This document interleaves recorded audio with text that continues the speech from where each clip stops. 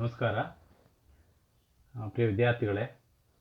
ನಾನು ನಾಗೇಶ್ ಗೌಡ ಡಿ, ಸಹ ಪ್ರಾಧ್ಯಾಪಕರು, ಇತಿಹಾಸ ವಿಭಾಗ. ನಾನು ಈ ದಿನ ಈ ವಿಡಿಯೋದಲ್ಲಿ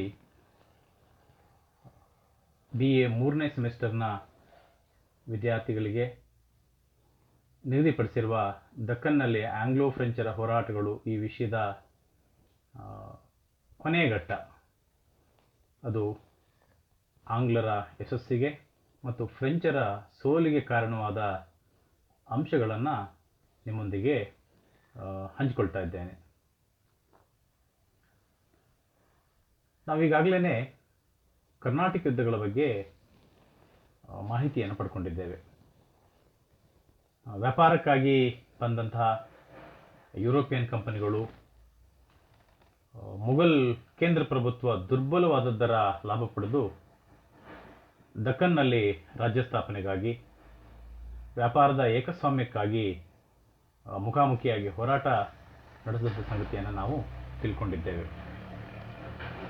ಈ ಯುರೋಪಿಯನ್ ಕಂಪನಿಗಳ ಒಂದು ಸಂಘರ್ಷದ ಪರಿಣಾಮವಾಗಿ 18ನೇ ಶತಮಾನದ ಮಧ್ಯಭಾಗದಲ್ಲಿ, ಅಂತಂದರೆ ಕ್ರಿಸ್ತಶಕ 1746ರಿಂದ 1763ರವರೆಗೆ ಸುಮಾರು 2 ದಶಕಗಳಲ್ಲಿ ದಕ್ಷಿಣ ಭಾರತ ಆಂಗ್ಲೋ ಫ್ರೆಂಚರ ಹೋರಾಟದ ಕಣವಾದದ್ದನ್ನು ಕೂಡ ನಾವು ತಿಳ್ಕೊಂಡಿದ್ದೇವೆ.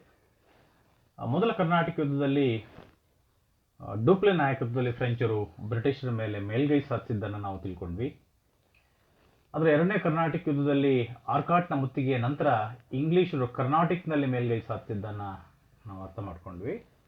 ಅವೆರಡೂ ಕೂಡ ನಿರ್ಣಾಯಕ ಯುದ್ಧಗಳು ಆಗಿರಲಿಲ್ಲ. ಅಂದರೆ 3ನೇ ಕರ್ನಾಟಕ ಯುದ್ಧ ಒಂದು ನಿರ್ಣಾಯಕವಾದಂತಹ ಯುದ್ಧವಾಗಿತ್ತು. ಅದರಲ್ಲೂ ಸರ್ ಐರ್ಕೋಟ್ ವಾಂಡಿವಾಶ್ ಕಾಳಗದಲ್ಲಿ ಜಯಿಸಿದ ನಂತರ ಬಹುತೇಕ ಫ್ರೆಂಚರ ಪ್ರಾಬಲ್ಯ ಭಾರತದಲ್ಲಿ ಅಂತ್ಯಗೊಂಡಂತೆ ಆಗಿತ್ತು. ಆನಂತರ ಪಾಂಡಿಚೇರಿ, ಕಾರೈಕಲ್, ಮಾಹೆ, ಯಾನಂಗಳಿಗೆ ಅವರು ಸೀಮಿತವಾಗಿದ್ದರೂ ಕೂಡ ಯಾವುದೇ ತಮ್ಮ ವ್ಯಾಪಾರಿ ಕೋಟೆ ಸುತ್ತಮುತ್ತ ಕೋಟೆಗಳನ್ನ ಕಟ್ಕೊಳ್ಳೋದಾಗಲಿ ಅಥವಾ ಇತರ ರಾಜಕೀಯ ಚಟುವಟಿಕೆಗಳನ್ನ ನಡೆಸೋದಾಗಲಿ ಇವ್ಯಾವ ಅವಕಾಶಗಳನ್ನು ಕೂಡ ಉಳಿಸ್ಕೊಳ್ಳೋದಕ್ಕೆ ಆಗಲಿಲ್ಲ. ಹಾಗಾದರೆ ಈ ವಿಡಿಯೋದಲ್ಲಿ ಚರ್ಚೆ ಮಾಡೋಣ, ಈ ಕರ್ನಾಟಕ ಯುದ್ಧಗಳಲ್ಲಿ ಯಾಕೆ ಬ್ರಿಟಿಷರು ಯಶಸ್ವಿಯಾದರು ಅಥವಾ ಫ್ರೆಂಚರ ಸೋಲಿಗೆ ಭಾಳ ಪ್ರಧಾನವಾದ ಕಾರಣಗಳು ಯಾವೆಲ್ಲ ಆದವು ಅಂತಕ್ಕಂಥದ್ದನ್ನು ಚರ್ಚೆ ಮಾಡೋಣ. ನಾವು ಮೊದಲನೆಯ ಕಾರಣ ಇಂಗ್ಲಿಷ್ ಈಸ್ಟ್ ಇಂಡಿಯಾ ಕಂಪನಿಯ ಶ್ರೇಷ್ಠತೆ ಅಥವಾ ಫ್ರೆಂಚ್ ಈಸ್ಟ್ ಇಂಡಿಯಾ ಕಂಪನಿಯ ದೌರ್ಬಲ್ಯ ಇಂಗ್ಲೀಷರ ಯಶಸ್ಸಿಗೆ ಮತ್ತು ಫ್ರೆಂಚರ ಸೋಲಿಗೆ ಪ್ರಮುಖ ಕಾರಣವಾಗಿತ್ತು. ನಮ್ಗೆ ಗೊತ್ತಿದೆ, ಇಂಗ್ಲಿಷ್ ಈಸ್ಟ್ ಇಂಡಿಯಾ ಕಂಪನಿ ಒಂದು ಖಾಸಗಿ ವ್ಯಾಪಾರಿ ಸಂಸ್ಥೆಯಾಗಿತ್ತು. ಅದು ಅದರ ಷೇರುದಾರರು, ಅಧಿಕಾರಿಗಳು ಆ ಕಂಪನಿಯ ಏಳಿಗೆಗಾಗಿ ಅವಿರತವಾಗಿ ಶ್ರಮಿಸ್ತಾ ಇದ್ದರು. ಕಂಪನಿಯ ಲಾಭ, ಕಂಪನಿಯ ಯಶಸ್ಸೇ ಅವರ ಗುರಿಯಾಗಿದ್ದರಿಂದ ಒಂದು ಶ್ರೇಷ್ಠ ಮಟ್ಟದ ವಾಣಿಜ್ಯ ವ್ಯವಹಾರಗಳನ್ನು ಕಂಪನಿ ನಡೆಸ್ತಾ ಆರ್ಥಿಕವಾಗಿ ಸಾಕಷ್ಟು ಸುಭದ್ರವಾಗಿತ್ತು. ಈ ಇಂಗ್ಲಿಷ್ ಈಸ್ಟ್ ಇಂಡಿಯಾ ಕಂಪನಿಯ ಒಂದು ಸುಭದ್ರ ಆರ್ಥಿಕ ಪರಿಸ್ಥಿತಿ ಅದರ ವಿಜಯಕ್ಕೆ ಅತ್ಯಂತ ಪ್ರಮುಖವಾದ ಕಾರಣ ಆಯಿತು.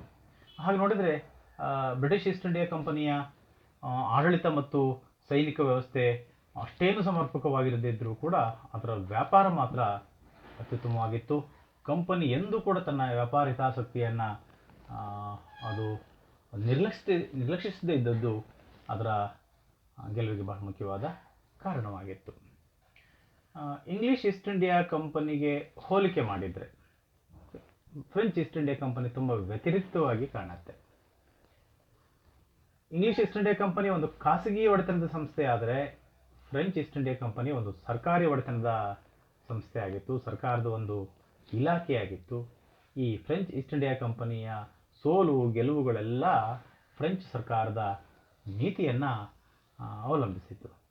ಬಹಳ ದುರದೃಷ್ಟದ ಸಂಗತಿ ಅಂತಂದರೆ ಕ್ರಿಸ್ತಶಕ 18ನೇ ಶತಮಾನದ ಬಹುತೇಕ ಫ್ರೆಂಚ್ ಸರ್ಕಾರಗಳು ಅದಕ್ಷತೆ ಮತ್ತು ಭ್ರಷ್ಟತೆಯ ಪ್ರತೀಕವಾಗಿದ್ದು, ಈ ಅದಕ್ಷ ಭ್ರಷ್ಟ ಅಧಿಕಾರಿಗಳ ಹಸ್ತಕ್ಷೇಪದಿಂದ ಫ್ರೆಂಚ್ ಈಸ್ಟ್ ಇಂಡಿಯಾ ಕಂಪನಿ ದಿನೇ ದಿನೇ ದುರ್ಬಲಗೊಳ್ತು.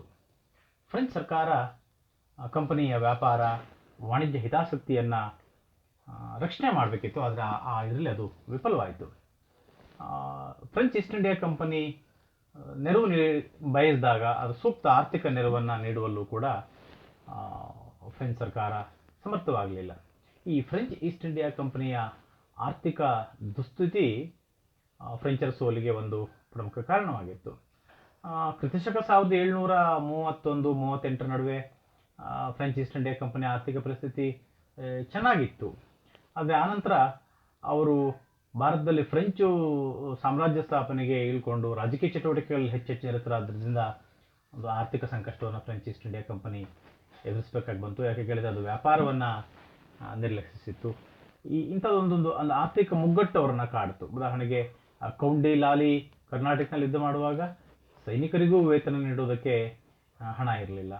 ಡೂಪ್ಲೆ ಕಾಲದಲ್ಲೂ ಅಂಥದ್ದೇ ಒಂದು ಪ್ರಸಂಗ ಬಂದಿತ್ತು. ಡೂಪ್ಲೆ ತನ್ನ ವೈಯಕ್ತಿಕವಾದ ಹಣವನ್ನು ಸೈನಿಕರು ನೀಡಿದ್ದನ್ನು ನಾವು ಕಾಣ್ತೇವೆ. ಒಟ್ಟಾರೆ ಫ್ರೆಂಚ್ ಈಸ್ಟ್ ಇಂಡಿಯಾ ಕಂಪನಿಯ ಆರ್ಥಿಕ ಸ್ಥಿತಿಗತಿಗಳು ಏನೂ ಚೆನ್ನಾಗಿರಲಿಲ್ಲ. ಅದು ಫ್ರೆಂಚರಿಗೆ ಒಂದು ತೀವ್ರವಾದ ಹಿನ್ನಡೆಯನ್ನು ಉಂಟು ಮಾಡಿತು. ಅಥವಾ ಫ್ರೆಂಚ್ ಈಸ್ಟ್ ಇಂಡಿಯಾ ಕಂಪನಿ ಒಂದು ಏನು ಆರ್ಥಿಕವಾದ ಮುಗ್ಗಟ್ಟಿನಲ್ಲಿತ್ತು, ಅದು ಲಾಭಕ್ಕಿಂತ ನಷ್ಟವನ್ನೇ ಅದು ಹೆಚ್ಚಾಗಿ ಏನು ಅನುಭವಿಸ್ತಾ ಇತ್ತು. ಇದೆಲ್ಲ ಫ್ರೆಂಚರ ಹಿನ್ನಡೆಗೆ ಬಹಳ ಮುಖ್ಯವಾದ ಕಾರಣ ಆಯಿತು. ಆದರೆ ಇನ್ನೊಂದು ಕಡೆ ಬ್ರಿಟಿಷ್ ಈಸ್ಟ್ ಇಂಡಿಯಾ ಕಂಪನಿ ಆರ್ಥಿಕ ಸಂಕಷ್ಟಕ್ಕೆ ಸಿಕ್ಕಿಹಾಕೊಂಡ ಸಂದರ್ಭದಲ್ಲೆಲ್ಲ ಬ್ರಿಟಿಷ್ ಸರ್ಕಾರ ಅದರ ನೆರವಿಗೆ ಬರ್ತಾ ಇತ್ತು.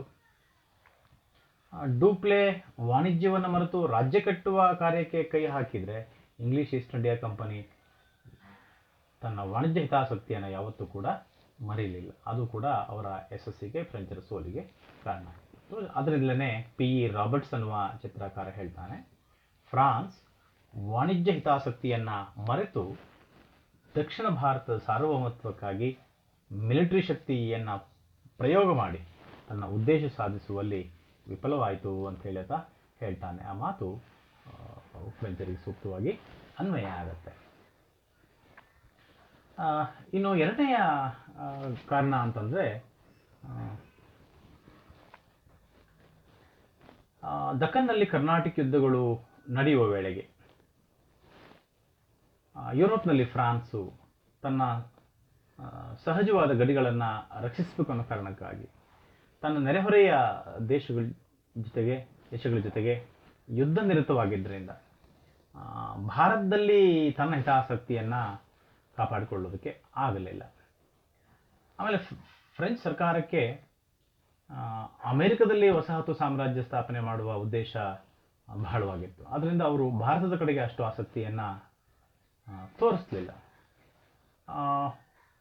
ತಮ್ಮ ತಾಯ್ನಾಡಿನ ಒಂದು ಬೆಂಬಲ, ನೆರವು ಸೂಕ್ತ ಕಾಲಕ್ಕೆ ಡೂಪ್ಲೆಗಾಗಲಿ ಅಥವಾ ನಂತರದ ಫ್ರೆಂಚ್ ಗವರ್ನರ್ಗಳಿಗಾಗಲಿ ಸಿಗದೇ ಇದ್ದದ್ದು ಫ್ರೆಂಚರಿಗೆ ತೀವ್ರವಾದ ಹಿನ್ನಡೆ ಉಂಟಾಗೋದಕ್ಕೆ ಕಾರಣವಾಯಿತು. ಅದರಲ್ಲೂ ಇಂಗ್ಲೆಂಡ್ನ ಯುದ್ಧ ಮಂತ್ರಿ ವಿಲಿಯಂ ಫಿಟ್ ತನ್ನ ಕುಯುಕ್ತಿ ಮತ್ತು ರಾಜನೀತಿಯಿಂದ ಫ್ರಾನ್ಸ್ ಯುರೋಪ್ನಲ್ಲಿ ಒಂದಲ್ಲ ಒಂದು ಯುದ್ಧದಲ್ಲಿ ನಿರತರಾಗುವಂತೆ ಮಾಡಿದ್ರಿಂದ ಫ್ರಾನ್ಸಿಗೆ ಭಾರತದ ಕಡೆಗೆ ತನ್ನ ಪೂರ್ಣ ಗಮನ ಹರಿಸೋದಕ್ಕೆ ಆಗಲಿಲ್ಲ. ಇದು ಫ್ರೆಂಚರ ಸೋಲಿಗೆ ಕಾರಣವಾಯಿತು. ಇನ್ನು ಮೂರನೇದು ಮತ್ತು ಒಂದು ಪ್ರಧಾನವಾದ ಕಾರಣ ಫ್ರೆಂಚರ ಸೋಲಿಗೆ, ಬ್ರಿಟಿಷ್ ಯಶಸ್ಸಿಗೆ ಅಂತಂದರೆ ಬ್ರಿಟಿಷರು ಬಂಗಾಳವನ್ನು ಜಯಿಸಿದ್ದಾಗಿತ್ತು. ನಮ್ಗೆ ಗೊತ್ತಿದೆ, ಬಂಗಾಳ ಭಾರತದಲ್ಲೇ ಒಂದು ಸಮೃದ್ಧವಾದಂಥ ಒಂದು ಪ್ರಾಂತ್ಯ. ಅದಕ್ಕೆ ಸಮುದ್ರ ಸಂಪರ್ಕವಿತ್ತು. ಬಂಗಾಳದ ಕೃಷಿ, ವ್ಯಾಪಾರ, ವಾಣಿಜ್ಯ, ಕೈಗಾರಿಕೆ ಈ ಎಲ್ಲ ಚಟುವಟಿಕೆಗಳು ಅತ್ಯಂತ ಬಿರುಸಿನಿಂದ ನಡೀತಿದ್ದಂಥ ಒಂದು ಸಮೃದ್ಧ ಪ್ರಾಂತ್ಯ. ಮತ್ತು ಎಲ್ಲಕ್ಕಿಂತ ಹೆಚ್ಚಿನದಾಗಿ ಬಂಗಾಳದಿಂದ ದೇಶದ ಒಳಭಾಗಕ್ಕೆ ಹೋಗೋದಕ್ಕೆ ಒಂದು ಸೂಕ್ತವಾದ ಅವಕಾಶಗಳು ಇದ್ದು, ಇಂತಹ ಬಂಗಾಳವನ್ನು ಬ್ರಿಟಿಷರು ಜಯಿಸಿದ್ದು ಕರ್ನಾಟಕ ಯುದ್ಧಗಳಲ್ಲಿ ಅವರು ಗೆಲ್ಲೋದಕ್ಕೆ ಬಹಳ ಮುಖ್ಯ ಕಾರಣ ಆಯಿತು. ಹೇಗೆ ಕೇಳಿದರೆ ನೋಡಿದ್ವಿ ನಾವು ಕ್ರಿಸ್ತಶಕ 1757 ಪ್ಲಾಸಿ ಕಾಲದಲ್ಲಿ ಸಿರಾಜುದ್ದೌಲನನ್ನು ಮೋಸದಿಂದ ಸೋಲಿಸಿ ಕೊಂದು ಬಂಗಾಳದಲ್ಲಿ ಬ್ರಿಟಿಷ್ ಪ್ರಭುತ್ವಕ್ಕೆ ರಾಬರ್ಟ್ ಕ್ಲೈವ್ ಬುನಾದಿಯನ್ನು ಹಾಕಿದ್ದನ್ನು ನಾವು ತಿಳ್ಕೊಂಡಿದ್ದೇವೆ.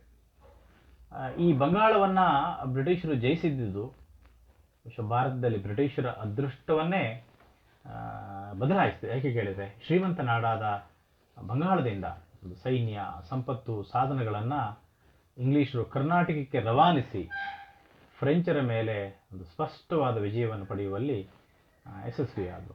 ಒಂದು ರೀತಿ ಬ್ರಿಟಿಷರ ಪಾಲಿಗೆ ಬಂಗಾಳ ಹಾಲು ಕೊಡುವ ಹಸುವಿನಂತೆ ಇತ್ತು. ಅದರಿಂದಲೇ ದತ್ ಮತ್ತು ಸರ್ಕಾರ ಅವರು ಹೇಳ್ತಾರೆ, ಕರ್ನಾಟಕದಲ್ಲಿ ಬ್ರಿಟಿಷರು ಮತ್ತು ಫ್ರೆಂಚರ ಹಣೆ ಬರಹವನ್ನು ವಾಸ್ತವವಾಗಿ ಪ್ಲಾಸಿ ಕದನ ತೀರ್ಮಾನಿಸಿತು ಅಂತ ಅಂತಾರೆ. ಮಾರ್ಮಿಕವಾದ ಮಾತು. ಅದರಲ್ಲಿ ಸಾಕಷ್ಟು ಸತ್ಯಾಂಶಗಳು ಕೂಡ ಇದ್ದಾವೆ. ಬಹುಶಃ ಬಂಗಾಳದ ಸಂಪತ್ತು ಬ್ರಿಟಿಷ್ ಈಸ್ಟ್ ಇಂಡಿಯಾ ಕಂಪನಿಗೆ ಸಿಗದೆ ಹೋಗಿದ್ದಿದ್ರೆ ಅವರು ಕರ್ನಾಟಕದಲ್ಲಿ ಫ್ರೆಂಚರ ವಿರುದ್ಧ ಯಶಸ್ವಿಯಾಗಿ ಹೋರಾಟ ಮುಂದುವರಿಸ್ತಕ್ಕಂಥದ್ದು ಬಹುಶಃ ಕಷ್ಟ ಆಗ್ತಿತ್ತು. ಇನ್ನು ನಾಲ್ಕನೆಯ ಕಾರಣ ಏನು ಕೇಳಿದರೆ, ಫ್ರೆಂಚರಿಗೆ ಒಂದು ಆಯಕಟ್ಟಿನ ಸ್ಥಳಗಳ ಅಭಾವ ಇದ್ದಂಥದ್ದು. ಫ್ರೆಂಚರು ಭಾರತವನ್ನು ಪ್ರವೇಶಿಸೋದಕ್ಕೆ ಹಿಡ್ಕೊಂಡು ಬಂದ ಮಾರ್ಗ ಅಷ್ಟು ಸಮರ್ಪಕವಾಗಿರಲಿಲ್ಲ. ಡೂಪ್ಲೆ ಕರ್ನಾಟಕ ಮುಖಾಂತರ ಭಾರತದಲ್ಲಿ ಫ್ರೆಂಚ್ ಸಾಮ್ರಾಜ್ಯ ಸ್ಥಾಪನೆಗೆ ಯತ್ನಿಸಿದ. ಆದರೆ ಕರ್ನಾಟಕ ಬಂಗಾಳದಂತೆ ವ್ಯಾಪಾರ ದೃಷ್ಟಿಯಿಂದಾಗಲಿ ಆಯಕಟ್ಟಿನ ಪ್ರದೇಶವಾಗಲಿ ಆಗಿರಲಿಲ್ಲ. ಅಥವಾ ನಾನು ನೇರವಾಗಿ ಹೇಳಿದರೆ ಬ್ರಿಟಿಷರು ಹೊಂದಿದ್ದ ಬಂಗಾಳದಂತೆ ಸೂಕ್ತವಾದ ಆಯಕಟ್ಟಿನ ಪ್ರದೇಶ ಕರ್ನಾಟಕ ಆಗಿರಲಿಲ್ಲ. East India company, English East India company Bengal, Calcutta ಮತ್ತು ಮಡ್ರಾಸ್ ಈ ಪ್ರದೇಶಗಳಲ್ಲಿ ತಮ್ಮ ಆಯಕಟ್ಟಿನ ವ್ಯಾಪಾರ ಕೇಂದ್ರಗಳನ್ನು ಹೊಂದಿತ್ತು. ಅದಕ್ಕೆ ಪೂರ್ವ ಕರಾವಳಿಯಲ್ಲಿ ಬಂಗಾಳ ಪ್ರಧಾನ ನೆಲೆಯಾದರೆ ಪಶ್ಚಿಮ ಕರಾವಳಿಯಲ್ಲಿ ಬಾಂಬೆ ಇತ್ತು. ಆದರೆ ಫ್ರೆಂಚರು ಪಾಂಡಿಚೇರಿ, ಮಾಹೆ, ಚಂದ್ರನಾಗೂರುಗಳಲ್ಲಿ ವ್ಯಾಪಾರ ಕೇಂದ್ರಗಳನ್ನು ಹೊಂದಿದ್ರೂ ಕೂಡ ಅವೇನಷ್ಟು ಮಹತ್ವದ್ದಾಗಿರಲಿಲ್ಲ. ದಕ್ಷಿಣ ಭಾರತದಲ್ಲಿ ಪಾಂಡಿಚೇರಿ ಒಂದು ಉತ್ತಮ ಫ್ರೆಂಚರ ವ್ಯಾಪಾರ ಕೇಂದ್ರವಾಗಿತ್ತು. ಆದ್ರೂ ಕೂಡ ಪಾಂಡಿಚೇರಿಯನ್ನು ನೆಲೆಯಾಗಿಟ್ಟುಕೊಂಡು ದಕ್ಕನ್ನ ಮೇಲೆ ಹತೋಟಿ ಸಾಧಿಸ್ತಕ್ಕಂಥದ್ದು ಸುಲಭ ಸಾಧ್ಯ ಆಗಿರಲಿಲ್ಲ. ಬ್ರಿಟಿಷರಿಗೆ ಬಂಗಾಳದಿಂದ ಭಾರತದ ಒಳನಾಡುಗಳನ್ನು ಪ್ರವೇಶ ಮಾಡೋದಕ್ಕೆ ಸೂಕ್ತವಾದ ನದಿ ಸಂಪರ್ಕ ಜಾಲ ಇತ್ಯಾದಿ ಎಲ್ಲ ಇತ್ತು. ಆದರೆ ಪಾಂಡಿಚೇರಿಯಿಂದ ಅಥವಾ ಕರ್ನಾಟಕದಿಂದ ಭಾರತ ಒಳಭಾಗವನ್ನು ಅಷ್ಟು ಸುಲಭವಾಗಿ ಪ್ರವೇಶ ಮಾಡೋದಕ್ಕೆ ಅವಕಾಶಗಳು ಇಲ್ಲದೇ ಇದ್ದದ್ದು ಕೂಡ ಡೂಪ್ಲೆಗೆ, ಅದರಲ್ಲೂ ಫ್ರೆಂಚರಿಗೆ ಹಿನ್ನಡೆಯಾಗೋದಕ್ಕೆ ಕಾರಣ ಆಯಿತು. ಬಹುಶಃ ಅದೇ ಕಾರಣಕ್ಕೆ V.S. ಸ್ಮಿತ್ ಅವರು ಹೇಳಿದರು, ಪಾಂಡಿಚೇರಿ ಒಂದನ್ನೇ ಆಯಕಟ್ಟಿನ ಜಾಗವನ್ನಾಗಿ ಮಾಡಿಕೊಂಡು ಬಂಗಾಳ ಅಥವಾ ವಿಶ್ವವನ್ನು ಗೆಲ್ಲಲು ಅಲೆಕ್ಸಾಂಡರ್ ಮಹಾಶಯ ಅಥವಾ ನೆಪೋಲಿಯನ್ ಬೋನಾಪಾರ್ಟೆಯಿಂದಲೂ ಸಾಧ್ಯವಾಗ್ತಿರಲಿಲ್ಲ ಅನ್ನೋ ಮಾತನ್ನು ಅವರು ಹೇಳ್ತಾರೆ. ಅದು ಪಾಂಡಿಚೇರಿ ಅಷ್ಟೇನು ಆಯಕಟ್ಟಿನ ಪ್ರದೇಶವೂ ಆಗಿರಲಿಲ್ಲ ಅನ್ನೋದಕ್ಕೆ ನಮಗೆ ಅದು ಪುರಾವೆಯಾಗಿ ಸಿಕ್ಕತ್ತೆ. ಮತ್ತು ಇನ್ನು ಐದನೆಯ ಕಾರಣ ಫ್ರೆಂಚರ ಸೋಲಿಗೆ ಬ್ರಿಟಿಷ್ ಯಶಸ್ಸಿಗೆ ಕೇಳಿದರೆ, ಬ್ರಿಟಿಷರು ಹೊಂದಂಥ ಅತ್ಯಂತ ಪ್ರಬಲವಾದಂಥ ನೌಕಾಬಲವಾಗಿತ್ತು. ನಮಗೆಲ್ಲ ಗೊತ್ತಿದೆ, ಇಂಗ್ಲೆಂಡು ಒಂದು ಕಡಲ ರಾಣಿ ಎಂಬುದಾಗಿ ಪ್ರಸಿದ್ಧಿಯಾದಂಥ ಒಂದು ದೇಶ, ಒಂದು ದ್ವೀಪ. ಅದು ಹೊರ ಜಗತ್ತಿನ ಜೊತೆಗೆ ಸಂಪರ್ಕ ಇಟ್ಕೊಳ್ಳೋದಕ್ಕೆ ಅದು ಪ್ರಬಲವಾದ ನೌಕಾ ವ್ಯವಸ್ಥೆಯನ್ನು ಇಟ್ಕೊಂಡಿದ್ದು ಅದು ಜಗತ್ತಿನಲ್ಲೇ ಪ್ರಬಲ ನೌಕಾಶಕ್ತಿಯಾಗಿ ಹೊರಹೊಮ್ಮೋದಕ್ಕೆ ಕಾರಣವಾಗಿತ್ತು. ಈ ನೌಕಾಶಕ್ತಿ ಫ್ರೆಂಚರ ನೌಕಾಬಲಕ್ಕಿಂತ ಅತ್ಯುತ್ತಮವಾಗಿದ್ದು ಫ್ರೆಂಚರ ಹಿನ್ನಡೆಗೆ ಬಹಳ ಮುಖ್ಯವಾದ ಕಾರಣವಾಗಿತ್ತು. ಜಗತ್ತಿನ ಬಲಿಷ್ಠವಾದಂಥ ನೌಕಾಶಕ್ತಿ ಇಂಗ್ಲೆಂಡ್ ಆಗಿತ್ತು. ಆ ನೌಕಾಬಲವನ್ನು ಬಳಸಿಕೊಂಡು ಬ್ರಿಟಿಷರು ಫ್ರಾನ್ಸ್ನಿಂದ ಭಾರತದ ವಸಾಹತುಗಳಿಗೆ ಬರುತ್ತಿದ್ದ ನೆರವನ್ನು ತಡೆ ಹಿಡಿಯುವಲ್ಲಿ ಯಶಸ್ವಿಯಾದರು, ಇಲ್ಲವೇ ಅದನ್ನು ವಿಳಂಬಗೊಳಿಸುವಲ್ಲಿ ಯಶಸ್ವಿಯಾದರು. ಜೊತೆಗೆ ಬಂಗಾಳದಿಂದ ತಮ್ಮ ಸೈನ್ಯ ಸಾಮಗ್ರಿಗಳನ್ನು ಕರ್ನಾಟಕಕ್ಕೆ ಸಾಗಿಸೋದಕ್ಕೆ ತಮ್ಮ ನೌಕಾಬಲವನ್ನು ಅವರು ಬಳಸ್ಕೊಂಡ್ರು. ಮತ್ತು ಬ್ರಿಟಿಷ್ ನೌಕಾಬಲದ ಸಹಾಯದಿಂದ ಫ್ರೆಂಚ್ ನೆಲೆಗಳ ಮೇಲೆ ದಿಗ್ಬಂಧನ ವಿಧಿಸುವಲ್ಲೂ ಕೂಡ ಬ್ರಿಟಿಷ್ ನೌಕಾಬಲ ಯಶಸ್ವಿ ಆಯಿತು. ಲಾ ಬೋರ್ಡನಾಯ್ಸ್ ಮಡ್ರಾಸನ್ನು ತೆರವು ಮಾಡೋದಕ್ಕೆ ಬ್ರಿಟಿಷರ ಪ್ರಬಲ ನೌಕಾಬಲವೇ ಕಾರಣ, ಅದನ್ನು ನಾವು ಗಮನಿಸಿದ್ವಿ. ಕೌಂಟ್ ಡಿ ಆ್ಯಶ್ ಮಾರಿಷಸ್ಗೆ ಹಿಮ್ಮೆಟ್ಟೋದಕ್ಕೆ ಬ್ರಿಟಿಷರ ನೌಕಾಬಲ ಕಾರಣವಾಗಿತ್ತು. ಮತ್ತು ಬ್ರಿಟಿಷರು ಯುರೋಪ್ನಿಂದ ತಮಗೆ ಬೇಕಾದ ಎಲ್ಲ ಸಾಮಗ್ರಿಗಳನ್ನು ಸಕಾಲದಲ್ಲಿ ಪಡೆಯಲು ಈ ನೌಕಾಬಲ ಬಹಳ ಪ್ರಧಾನವಾದ ಕಾರಣವಾಗಿತ್ತು. ಸೊ ಇಂಥ ನೌಕಾಬಲ ಫ್ರೆಂಚರ ಬಳಿ ಇಲ್ಲದೆ ಇದ್ದದ್ದು ಫ್ರೆಂಚರ ಸೋಲಿ ಕಾರಣವಾಗಿತ್ತು. ಫ್ರೆಂಚರು ನೌಕಾಬಲಕ್ಕೆ ನಂಬಿಕೊಂಡಿದ್ದು ಮಾರಿಷಸ್ನಲ್ಲಿದ್ದ ಫ್ರೆಂಚ್ ನೌಕಾಬಲವನ್ನು. ಈ ತಮಿಳುನಾಡಿನ ಕೋರಮಂಡಲ ಕರಾವಳಿ ತೀರದಿಂದ ಮಾರಿಷಸ್ ಬಹುದೂರದಲ್ಲಿ ಇದ್ದದ್ರಿಂದ ಫ್ರೆಂಚರು ಬಯಸಿದಾಗ ಶೀಘ್ರವಾಗಿ ಅಲ್ಲಿಂದ ಒಂದು ನೌಕಾಶಕ್ತಿಯ ನೆರವನ್ನು ಪಡಿತಕ್ಕಂಥದ್ದು ಅವರಿಗೆ ಸಾಧ್ಯ ಆಗದೆ ಹೋದದ್ದು ಕೂಡ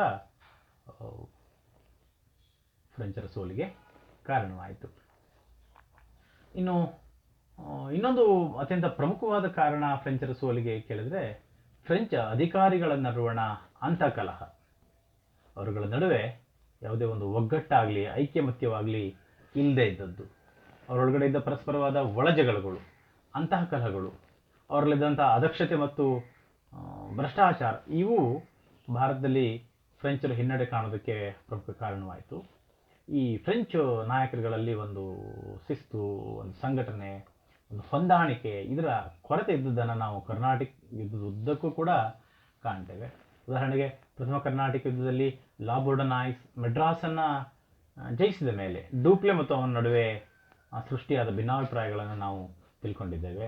ಅಂತೆಯೇ ಡೂಪ್ಲಿ ಮತ್ತು ಬುಸ್ಸೇಲಿ ನಡುವಣ ಭಿನ್ನಾಭಿಪ್ರಾಯಗಳು, ಲಾಲಿ ಮತ್ತು ಬುಸ್ಸಿ ನಡುವಣ ಭಿನ್ನಾಭಿಪ್ರಾಯಗಳು, ಲಾಲಿ ಮತ್ತು ಡಿಯಾಶ್ ನಡುವಿನ ಹೊಂದಾಣಿಕೆ ಕೊರತೆ, ಇವೆಲ್ಲವೂ ಕೂಡ ಫ್ರೆಂಚರ ಸೋಲಿಗೆ ಬಹಳ ಪ್ರಮುಖ ಕಾರಣಗಳು ಆದವು. ಆದರೆ ಇದಕ್ಕೆ ಹೊರತಾಗಿ ನೋಡಿದರೆ ಇಂಗ್ಲೀಷರಲ್ಲಿ ಒಂದು ಐಕ್ಯಮತ್ಯ ಒಗ್ಗಟ್ಟಿದ್ದದ್ದು ಅವರ ಗೆಲುವಿಗೆ ಪ್ರಮುಖ ಕಾರಣ ಆಯಿತು. ಮತ್ತು ಏಳನೆಯ ಕಾರಣ ಹೇಳಿದರೆ ಅದು ಇಂಗ್ಲೀಷರ ಒಂದು ಸಮರ್ಥ ನಾಯಕತ್ವ, ದಂಡನಾಯಕತ್ವ ಕಾರಣವಾಗಿತ್ತು. ನಾವು ತಿಳ್ಕೊಂಡು Robert Clive, Lawrence, Forde, Pocock, sir ಐರ್ಕೂಟ್, ಈ ಮೊದಲಾದ ಬ್ರಿಟಿಷ್ ಸೇನಾನಿಗಳು ಅವರು ಸಮರ್ಥ ದಂಡನಾಯಕರಾಗಿದ್ದರು. ಅವ್ರ ನಡುವೆ ಒಂದು ಹೊಂದಾಣಿಕೆ ಇತ್ತು, ಅದು ಬ್ರಿಟಿಷರ ವಿಜಯಕ್ಕೆ ಪ್ರಮುಖ ಕಾರಣವಾಯಿತು. ಇವುಗಳ ನಡುವೆ ಇದ್ದ ಸಹಕಾರ ಮತ್ತು ಐಕ್ಯಮತ್ಯ ಬ್ರಿಟಿಷ್ ಶಕ್ತಿಯನ್ನು ಇಲ್ಲಿ ಬಲಗೊಳಿಸಿತು. ಬ್ರಿಟಿಷರು ಮತ್ತು ಫ್ರೆಂಚರು ಸರಿಸಮಾನವಾದ ಸೈನಿಕ ವ್ಯವಸ್ಥೆಯನ್ನು ಹೊಂದಿದ್ರೂ ಕೂಡ ಬ್ರಿಟಿಷ್ ಸೇನಾಧಿಕಾರಿಗಳಲ್ಲಿದ್ದಂಥ ಒಂದು ಹೊಂದಾಣಿಕೆ, ಚಕಚಕ್ಯತೆ, ಅದು ಫ್ರೆಂಚರ ಮೇಲೆ ಮೇಲ್ಗೈಯನ್ನು ಸಾಧಿಸೋದಕ್ಕೆ ಬ್ರಿಟಿಷರಿಗೆ ನೆರವು ನೀಡಿತು. ಬ್ರಿಟಿಷ್ ಈಸ್ಟ್ ಇಂಡಿಯಾ ಕಂಪನಿ ಒಂದು ಖಾಸಗಿ ಕಂಪನಿ ಆದರೂ ಅದರ ಅಧಿಕಾರಿಗಳಲ್ಲಿ ಒಂದು ದೇಶಪ್ರೇಮ, ಶಿಸ್ತು, ಪ್ರಾಮಾಣಿಕತೆ ತುಂಬಿತ್ತು. ನಾವು ಕ್ಲೈವ್ನ ಆರ್ಕಾಟ್ನ ಮುತ್ತಿಗೆಯನ್ನು ನಾವು ಬಲ್ವಿ. ಸುಮಾರು 53 ದಿನಗಳ ಕಾಲ ಒಂದು ಹಿಡಿ ಮುಷ್ಟಿಯಷ್ಟು ಸೈನ್ಯವನ್ನು ಇಟ್ಕೊಂಡು ಅವನು ಆರ್ಕಾಟನ್ನು ರಕ್ಷಣೆ ಮಾಡ್ಕೊಂಡ ರೀತಿಯನ್ನು ನಾವು ನೋಡಿದ್ವಿ. ಮೂರನೇ ಕರ್ನಾಟಕ ಯುದ್ಧದ ವೇಳೆಯಲ್ಲಿ ಫ್ರೆಂಚರ ಚಂದ್ರನಾಗೂರನ್ನು ಆತ ವಶಪಡಿಸಿಕೊಂಡಿದ್ದನ್ನು ನಾವು ಗಮನಿಸಿದ್ವಿ. ಎಲ್ಲವೂ ಕೂಡ ಅವನ ಸೇನಾ ಚಕಚಕ್ಯತೆಗೆ ಸಾಕ್ಷಿಗಳಾಗಿದ್ದು. ಫ್ರೆಂಚರಲ್ಲಿ ಸಮರ್ಥ ದಂಡನಾಯಕತ್ವದ ಕೊರತೆ ಇತ್ತು. ಬುಸ್ಸಿ ಒಬ್ಬ ಪ್ರಮುಖ ದಂಡನಾಯಕನೇ ಆಗಿದ್ದರೂ ಕೂಡ ಅವನ ಪಾತ್ರ ಬಹುತೇಕ ಹೈದರಾಬಾದಿಗಷ್ಟೇ ಸೀಮಿತವಾಗಿತ್ತು. ಇನ್ನು ಕೌಂಟ್ ಡಿ ಲಾಲಿ ಯಾವುದಕ್ಕೂ ಹೆದರದ ಸಮರ್ಥ ಯೋಧನೇ ಆಗಿದ್ದ, ಅವನಲ್ಲಿ ನಾಯಕತ್ವದ ಗುಣ ಇರಲಿಲ್ಲ. ಅವನೊಬ್ಬ ಕೋಪಿಷ್ಠನಾಗಿದ್ದ, ಅವನಲ್ಲಿ ರಾಜಕೀಯ ಚತುರತೆಯ ಕೊರತೆ ಇತ್ತು. ಈ ಥರ ಒಂದು ಈ ನಾಯಕತ್ವ ಗುಣಗಳ ಅಭಾವವು ಕೂಡ ಫ್ರೆಂಚರ ಹಿನ್ನಡೆಗೆ ಕಾರಣವಾಯಿತು. ಆಮೇಲೆ ಫ್ರೆಂಚರು ಭಾರತದಲ್ಲಿ ದೊಡ್ಡ ಹಿನ್ನಡೆಯನ್ನು ಕಾಣೋದಕ್ಕೆ ಅವರು ತಮ್ಮ ಆರ್ಥಿಕ ಹಿತಾಸಕ್ತಿಯನ್ನು ಬಿಟ್ಟು, ವ್ಯಾಪಾರ ವಾಣಿಜ್ಯ ವಿಚಾರಗಳನ್ನು ಕೈಬಿಟ್ಟು ಇಲ್ಲಿನ ರಾಜಕೀಯ ಚಟುವಟಿಕೆಗಳಲ್ಲಿ ಅತಿಯಾಗಿ ಹಸ್ತಕ್ಷೇಪ ಮಾಡಿದ್ದುದು ಅವರ ಹಿನ್ನಡೆಗೆ ಬಹಳ ಮುಖ್ಯವಾದ ಕಾರಣವಾಯಿತು. ಇನ್ನು ಚರಿತ್ರಕಾರರು ಇಂಗ್ಲೆಂಡ್ ಮತ್ತು ಫ್ರಾನ್ಸ್ನಲ್ಲಿದ್ದ ವಿಭಿನ್ನ ಸರ್ಕಾರಿ ಪದ್ಧತಿಗಳು ಕೂಡ ಫ್ರೆಂಚರ ಸೋಲಿಗೆ ಇಂಗ್ಲೀಷರ ಗೆಲುವಿಗೆ ಕಾರಣ ಅಂತೇಳಿ ಹೇಳ್ತಾರೆ. ಈ ವೇಳೆಯಲ್ಲಿ ಇಂಗ್ಲೆಂಡ್ನಲ್ಲಿ ಪ್ರಜಾತಂತ್ರ ವ್ಯವಸ್ಥೆಯ ಸರ್ಕಾರ ಇತ್ತು. ಅದು ಬ್ರಿಟಿಷ್ ಈಸ್ಟ್ ಇಂಡಿಯಾ ಕಂಪನಿಗೆ ಎಲ್ಲ ಬಗೆಯ ನೆರವನ್ನು ನೀಡಿದ್ದು ಕಂಪನಿಯ ಗೆಲುವಿಗೆ ಕಾರಣವಾದರೆ, ಈ ವೇಳೆಯಲ್ಲಿ ಫ್ರಾನ್ಸ್ನಲ್ಲಿದ್ದದ್ದು ರಾಜಪ್ರಭುತ್ವ ಆಗಿತ್ತು. ಅದು ಅದಕ್ಷ, ಭ್ರಷ್ಟ ಅಧಿಕಾರ ವರ್ಗದ ಹಿಡಿತದಲ್ಲಿ ಇದ್ದುದರಿಂದ ಅದು ಸಕಾಲಕ್ಕೆ ಭಾರತದಲ್ಲಿದ್ದ ಫ್ರೆಂಚರಿಗೆ ನೆರವು ನೀಡೋದಕ್ಕೆ ವಿಫಲವಾಯಿತು. ಮತ್ತು ಅದು ಭಾರತದಲ್ಲಿದ್ದ ಫ್ರೆಂಚ್ ಅಧಿಕಾರಿಗಳನ್ನು ಕೂಡ ಸರಿಯಾದ ರೀತಿಯಲ್ಲಿ ನಡೆಸ್ಕೊಳ್ಳಲಿಲ್ಲ. ಉದಾಹರಣೆಗೆ ಡೂಪ್ಲೆ ಫ್ರಾನ್ಸಿಗೆ ಮರಳಿದ ನಂತರ ಅವನು ನಿರ್ಗತಿಕನಾಗಿ ಸಾಯಬೇಕಾಗಿ ಬಂತು. ಕೌಂಟ್ ಡಿ ಲಾಲಿಯನ್ನು ವಿಚಾರಣೆಗೊಳಪಡಿಸಿ ಫ್ರಾನ್ಸ್ನಲ್ಲಿ ಮರಣದಂಡನೆಗೆ ಒಳಪಡಿಸಿದ್ದನ್ನು ನಾವು ನೋಡಿದ್ವಿ. ಈ ಥರ ಫ್ರೆಂಚ್ ಸರ್ಕಾರದ ನಡವಳಿಕೆಗಳು ಭಾರತದಲ್ಲಿದ್ದ ಫ್ರೆಂಚ್ ಈಸ್ಟ್ ಇಂಡಿಯಾ ಕಂಪನಿಗೆ ಒಂದು ಬೆಂಬಲ ನೀಡುವ ರೀತಿಯಲ್ಲಿ ಇರದೇ ಇದ್ದದ್ದು ಕೂಡ ಒಂದು ಫ್ರೆಂಚರ ಹಿನ್ನಡೆಗೆ ಕಾರಣವಾಯಿತು. ಮತ್ತು ಫ್ರೆಂಚರ ಸೋಲಿಗೆ ಇನ್ನೊಂದು ಪ್ರಮುಖ ಕಾರಣ ಅಂತಂದರೆ ಡೂಪ್ಲೆ ಮತ್ತು ಲಾಲಿ ಎಸಗಿದಂಥ ಕೆಲವು ಪ್ರಮಾದಗಳು. ಡೂಪ್ಲೆ ಸಮರ್ಥ ನಾಯಕನೇ, ಭಾರತದಲ್ಲಿ ಫ್ರೆಂಚ್ ಸಾಮ್ರಾಜ್ಯ ಸ್ಥಾಪನೆ ಮಾಡುವ ಕನಸನ್ನು ಕಂಡವನು ಡೂಪ್ಲೆಯೇ ಆಗಿದ್ದ. ಆದರೆ ಈ ನಿಟ್ಟಿನಲ್ಲಿ ಅವನು ಕೆಲವು ತಪ್ಪುಗಳನ್ನೆಸಗಿದ. ಅವನು ಶ್ರೇಷ್ಠ ಯೋಧ, ಧೈರ್ಯಶಾಲಿ, ರಾಜನೀತಿ ನಿಪುಣ ಎಲ್ಲವೇ ಆದರೂ ಕೂಡ ಅವನ ನಿರ್ಧಾರಗಳು ಫ್ರೆಂಚರಿಗೆ ಮಾರಕವಾದವು. ಒಂದು, ಅವನು ವ್ಯಾಪಾರಕ್ಕಿಂತ ರಾಜಕೀಯಕ್ಕೆ ಹೆಚ್ಚಿನ ಆದ್ಯತೆಯನ್ನು ನೀಡಿದ್ದಂಥದ್ದು ಬಹಳ ದೊಡ್ಡ ಪ್ರಮಾದ ಆಗಿತ್ತು. ಇದು ಫ್ರೆಂಚ್ ಈಸ್ಟ್ ಇಂಡಿಯಾ ಕಂಪನಿ ಆರ್ಥಿಕ ಮುಗ್ಗಟ್ಟಿಗೆ ಸಿಲುಕೋದಕ್ಕೆ ಕಾರಣ ಆಯಿತು. ಮತ್ತು ಡೂಪ್ಲೆ ಏಕಕಾಲಕ್ಕೆ ಹೈದರಾಬಾದ್ ಮತ್ತು ಕರ್ನಾಟಕದ ರಾಜಕಾರಣದಲ್ಲಿ ಹಸ್ತಕ್ಷೇಪ ಮಾಡಿದ. ತನ್ನಲ್ಲಿರ್ತಕ್ಕಂಥ ಸಾಧನಗಳೇನು, ಸಾಮರ್ಥ್ಯ ಏನು, ಸೈನಿಕ ಶಕ್ತಿ ಏನು, ಆರ್ಥಿಕ ಶಕ್ತಿ ಏನು, ಏನನ್ನೂ ಗಮನಿಸದೇನೆ ಹೈದರಾಬಾದ್ ಮತ್ತು ಕರ್ನಾಟಕದ ರಾಜಕಾರಣದಲ್ಲಿ ಆತ ಹಸ್ತಕ್ಷೇಪ ಮಾಡಿದ್ದರಿಂದ ಅವನು ಸಾಕಷ್ಟು ನೆರವಿನ ಕೊರತೆಯನ್ನು ಮುಂದೆ ಅನುಭವಿಸಬೇಕಾದದ್ದನ್ನು ನಾವು ನೋಡ್ತೀವಿ. ಬಹುಶಃ ಡೂಪ್ಲೆ ಏನಾದರೂ ತಿರುಚನಾಪಳ್ಳಿಯ ಮೇಲಿನ ಮುತ್ತಿಗೆಯನ್ನು ಕೇಂದ್ರೀಕರಿಸಿ ತಿರುಚನಾಪಳ್ಳಿಯನ್ನು ಗೆದ್ದುಕೊಂಡಿದ್ದೇ ಆಗಿದ್ದರೆ ಫ್ರೆಂಚರ ಮೇಲೆ, ಇಂಗ್ಲೀಷರ ಮೇಲೆ ಆತ ಮೇಲುಗೈಯನ್ನು ಸಾಧಿಸುವ ಅವಕಾಶವನ್ನು ಪಡ್ಕೋಬೋಯ್ತು. ಆದರೆ ಅದನ್ನು ಮುಂದೆ ಫ್ರೆಂಚರು ಕಳ್ಕೊಂಡದನ್ನು ನಾವು ನೋಡಿದ್ವಿ. ಆಮೇಲೆ ಕೇವಲ ಪಾಂಡಿಚೇರಿಯನ್ನು ಕೇಂದ್ರವಾಗಿಟ್ಟುಕೊಂಡು ದಖನ್ನನ್ನು ಜಯಿಸಲು ಡೂಪ್ಲೆ ಮಾಡಿದ ಯತ್ನ ಫಲಕಾರಿಯಾಗಲಿಲ್ಲ. ಮೇರಿಯಟ್ ಅನ್ನೋ ಚರಿತ್ರಕಾರ ಬಹಳ ಚೆನ್ನಾಗಿ ಹೇಳ್ತಾನೆ, ಡೂಪ್ಲೆ ಭಾರತದ ಹೆಬ್ಬಾಗಿಲನ್ನು ತೆರೆಯುವ ಬೀಗದ ಕೈಯನ್ನು ಮಡ್ರಾಸ್ನಲ್ಲಿ ಹುಡುಕುತ್ತಾ ತಪ್ಪು ಮಾಡಿದ, ಆದರೆ ಕ್ಲೈವ್ ಅದನ್ನು ಬಂಗಾಳದಲ್ಲಿ ಹುಡುಕಿದ ಅಂತೇಳಿ ಹೇಳ್ತಾರೆ. ಆ ಮಾತು ವಾಸ್ತವವೇ ಆಗಿತ್ತು. ದಖನ್ನ ಏನು ಪಾಂಡಿಚೇರಿಯ ಮುಖಾಂತರ, ಕರ್ನಾಟಕ ಮುಖಾಂತರ ದಖನ್ನನ್ನು ಗೆಲ್ತಕ್ಕಂಥದ್ದು ಅಷ್ಟು ಸುಲಭ ಆಗಿರಲಿಲ್ಲ. ಅದು ಡೂಪ್ಲೆಯ ತಪ್ಪು ನಿರ್ಧಾರ ಆಗಿತ್ತು. ಇನ್ನು ತನ್ನ ಅಧಿಕಾರಿ ವರ್ಗದಲ್ಲಿ ಡೂಪ್ಲೆ ಸರಿಯಾದ ನಂಬಿಕೆ ಇಡ್ತಿರಲಿಲ್ಲ. ತನ್ನ ಯೋಜನೆಗಳನ್ನು ಮುಂಚಿತವಾಗಿ ಫ್ರೆಂಚ್ ಸರ್ಕಾರಕ್ಕೆ ತಿಳಿಸಿ ಅಲ್ಲಿ ಅಧಿಕಾರಿಗಳ ವಿಶ್ವಾಸವನ್ನು ಪಡ್ಕೊಂಡು ತನ್ನ ಯೋಜನೆಗಳಿಗೆ ಬೇಕಾದ ನೆರವನ್ನು ಪಡೆಯುವಲ್ಲಿ ಡೂಪ್ಲೆ ವಿಫಲನಾದದ್ದು ಕೂಡ ಫ್ರೆಂಚರ ಹಿನ್ನಡೆಗೆ ಕಾರಣವಾಯಿತು. ಮತ್ತು ರಾಬರ್ಟ್ ಕ್ಲೈವ್ನಂಥ ಒಂದು ಸೈನಿಕ ಸಾಮರ್ಥ್ಯ, ರಾಜನೀತಿ ನಿಪುಣತೆಯನ್ನು ಪ್ರದರ್ಶಿಸುವಲ್ಲೂ ಕೂಡ ಡೂಪ್ಲೆ ವಿಫಲವಾದ. ಇನ್ನು ಕೌಂಟ್ ಡಿ ಲಾಲಿ ಅಂತೂ ಹೈದರಾಬಾದ್ನಲ್ಲಿ ಫ್ರೆಂಚರ ಪ್ರಾಬಲ್ಯ ಅಳಿಯೋದಕ್ಕೆ ಕಾರಣವಾದ ನಿರ್ಧಾರವನ್ನು ತಗೊಂಡ ಅವನು ಹೈದರಾಬಾದ್ನಲ್ಲಿದ್ದ ಸಮರ್ಥ ಫ್ರೆಂಚ್ ಸೇನಾನಿಯಾದ ಕರ್ನಲ್ ಬುಸ್ಸಿಯನ್ನು ಕರ್ನಾಟಕಕ್ಕೆ ಕರೆಸ್ಕೊಳ್ಳೋದ್ರ ಮುಖಾಂತರ ಹೈದರಾಬಾದ್ನಲ್ಲಿ ಫ್ರೆಂಚರ ಪ್ರಾಬಲ್ಯ ಕೊನೆಗೊಳ್ಳೋದಕ್ಕೆ ಕೌಂಟ್ ಡಿ ಲಾಲಿ ಕಾರಣ ಆಗ್ತಾನೆ. ಈ ಥರದ ಈ ಲಾಲಿಯ ತಪ್ಪು ನಿರ್ಧಾರವು ಕೂಡ ಭಾರತದಲ್ಲಿ ಫ್ರೆಂಚರ ಪ್ರಾಬಲ್ಯ ಅಳಿಯೋದಕ್ಕೆ ಕಾರಣವಾಯಿತು. ಸೊ ಹೀಗೆ ಭಾರತದಲ್ಲಿ ಫ್ರೆಂಚರ ಪ್ರಾಬಲ್ಯ ಅಳಿಯೋದಕ್ಕೆ ಹಲವಾರು ಕಾರಣಗಳಿದ್ದವು. ಅದರಲ್ಲಿ ಬ್ರಿಟಿಷ್ ಈಸ್ಟ್ ಇಂಡಿಯಾ ಕಂಪನಿಯ ಸಮರ್ಥ ಆರ್ಥಿಕ ಶಕ್ತಿ ಇರ್ಬೋದು, ಫ್ರೆಂಚ್ ಈಸ್ಟ್ ಇಂಡಿಯಾ ಕಂಪನಿಯ ಆರ್ಥಿಕ ದುರ್ಬಲತೆ ಇರ್ಬೋದು, ರಾಬರ್ಟ್ ಕ್ಲೈವ್ನ ಮತ್ತು ಲಾರೆನ್ಸ್ನಂತಹ ಶ್ರೇಷ್ಠ ನಾಯಕರುಗಳು ಬ್ರಿಟಿಷರ ಗೆಲುವಿಗೆ ಕಾರಣ ಆದರೆ ಡೂಪ್ಲೆ, ಲಾಲಿ ಈ ಥರದ ನಾಯಕರುಗಳ ಒಂದು ಅಸಮರ್ಥತೆ ಫ್ರೆಂಚರ ಸೋಲಿಗೆ ಕಾರಣವಾಯಿತು. ಇಂಗ್ಲೀಷರು ಹೊಂದಂಥ ಅತ್ಯಂತ ಪ್ರಬಲವಾದ ನೌಕಾಶಕ್ತಿ ಫ್ರೆಂಚರಿಗೆ ಬಹಳ ದೊಡ್ಡ ಹಿನ್ನಡೆಯನ್ನು ಉಂಟು ಮಾಡಿತು. ಫ್ರೆಂಚರು ವ್ಯಾಪಾರಕ್ಕಿಂತ ರಾಜಕೀಯ ಚಟುವಟಿಕೆಗಳಿಗೆ ಹೆಚ್ಚಿನ ಆದ್ಯತೆಯನ್ನು ನೀಡಿದ್ದು ಫ್ರೆಂಚರ ಹಿನ್ನಡೆಗೆ ಕಾರಣವಾಯಿತು. ಇಂಗ್ಲೀಷರು ಬಂಗಾಳ, ಮೆಡ್ರಾಸ್, ಬಾಂಬೆ ಅಂತ ಆಯಕಟ್ಟಿನ ಸ್ಥಳಗಳನ್ನು ಹೊಂದಿದ್ದು ಅವ್ರ ಗೆಲುವಿಗೆ ಕಾರಣ. ಆದರೆ ಕೇವಲ ಪಾಂಡಿಚೇರಿಯನ್ನು ಪ್ರಧಾನ ಕೇಂದ್ರವಾಗಿ ಇಟ್ಟುಕೊಂಡು ದಕ್ಷಿಣ ಭಾರತವನ್ನು ಗೆಲ್ಲೋದಕ್ಕೆ ಡೂಪ್ಲೆ ಪ್ರಯತ್ನ ಮಾಡಿದ್ದು ಅವರ ಸೋಲಿಗೆ ಕಾರಣ ಆಯಿತು. ಒಟ್ಟಾರೆ ಹೀಗೆ 18ನೇ ಶತಮಾನದ ಮಧ್ಯಭಾಗದಲ್ಲಿ ಫ್ರೆಂಚರಿಗೂ ಮತ್ತು ಆಂಗ್ಲರಿಗೂ ನಡೆದ ಯುದ್ಧಗಳಲ್ಲಿ ಅಂತಿಮವಾಗಿ ಇಂಗ್ಲೀಷರು ವಿಜಯಶಾಲಿಗಳಾದರು. ಅವರು ಭಾರತದಲ್ಲಿ ಬ್ರಿಟಿಷ್ ಸಾಮ್ರಾಜ್ಯಕ್ಕೆ ಇಲ್ಲಿ ಬುನಾದಿಯನ್ನು ಹಾಕಿದರು. ಆನಂತರ ಭಾರತದಲ್ಲಿ ಇಂಗ್ಲೀಷರಿಗೆ ಪ್ರತಿಸ್ಪರ್ಧಿಗಳೇ ಇಲ್ಲದ ರೀತಿಯಲ್ಲಿ ಒಂದು ಸೂಕ್ತ ವ್ಯವಸ್ಥೆಯನ್ನು ಕಲ್ಪಿಸಿಕೊಂಡು ಭಾರತದಲ್ಲಿ ಒಂದು ವಿಶಾಲವಾದ ಬ್ರಿಟಿಷ್ ಚಕ್ರಾಧಿಪತ್ಯವನ್ನು ಕಟ್ಟುವಲ್ಲಿ